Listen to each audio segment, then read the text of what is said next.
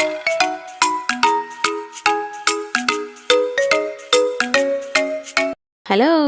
नमस्ते, सत श्री अकाल, आदाब। मैं रूप आपके सामने एक और कहानी लेकर आई हूँ।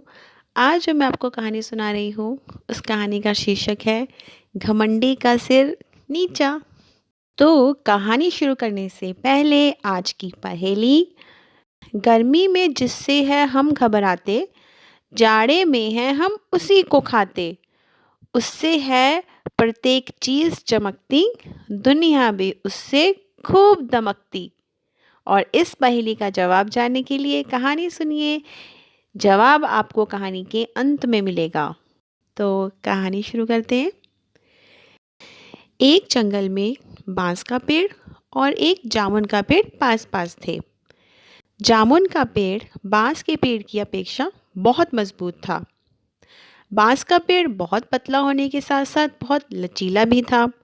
हवा का रुख जिस ओर होता, बांस का पेड़ उसी दिशा में झुक जाता था।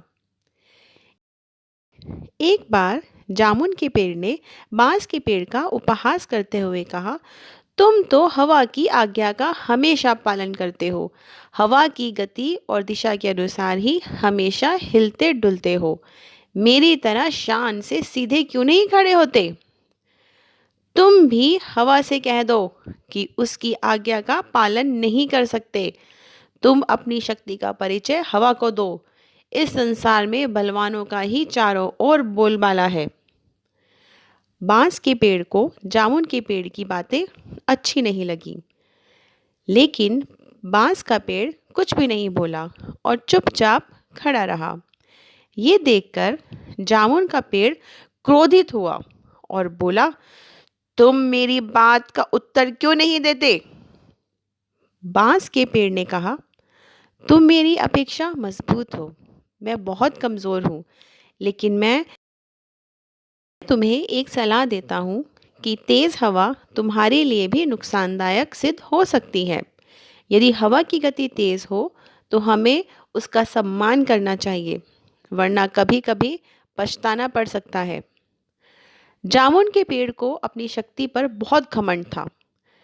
वह बांस के पेड़ से क्रोधित होकर बोला, तेज हवा भी मेरा कुछ नहीं बिगाड़ सकती। मेरी इस बात को हमेशा याद रखना। धीरे धीरे चलती हुई हवा ने बांस के पेड़ और जामुन के पेड़ के बीच होने वाली सभी बातों को सुन लिया। हवा तेज गति से जामुन के पेड़ पर टकराकर आगे निकल गई। थोड़ी देर बाद हवा ने अपने अंदर कुछ शक्ति और समेटी और अपने को और भी गतिशील बना लिया।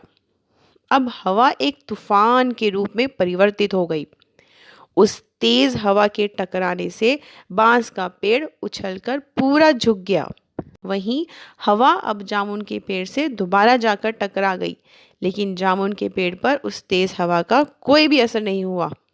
वह उसी प्रकार पूर्वतः खड़ा रहा। कुछ देर बाद तूफानी हवा ने जामुन के पेड़ की शाखाओं पर जोर से प्रहार करके उन्हें कमजोर कर दिया।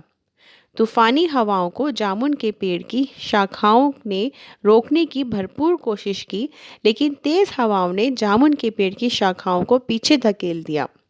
तेज हवाओं के कारण जामुन का पेड़ अपना संतुलन खो बैठा और जड़ों ने कमजोर होकर अपना स्थान छोड़ दिया। कुछ ही देर में वह जामुन का पेड़ जमीन पर गिर गया। जामुन के पेड़ को धराशायी देखकर बांस का पेड़ बहुत दुखी हुआ। बांस का पेड़ सोचने लगा, यदि जामुन के पेड़ ने मेरी बात मानकर हवा का सम्मान किया होता तो आज उसका अंत नहीं होता। यह जामुन का पेड़ तो घमंडी था। शायद इसे नहीं मालूम था कि घमंडी का सिर हमेशा नीचा होता है।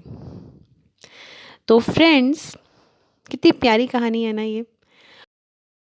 इस कहानी से हमें ये शिक्षा मिलती है कि घमंड ही मनुष्य का सबसे बड़ा शत्रु होता है। घमंडी मनुष्य का सर्वनाश हो जाता है।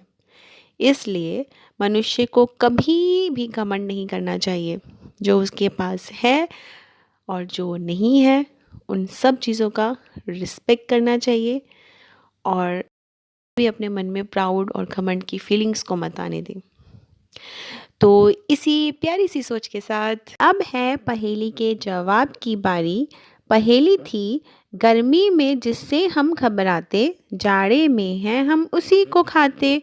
उससे है प्रत्येक चीज़ चमकती, दुनिया भी उससे खूब दमकती। और इस पहेली का जवाब है धूप, सनलाइट। उम्मीद करती हूँ कि आपको मेरी ये कोशिश पसंद आई होगी।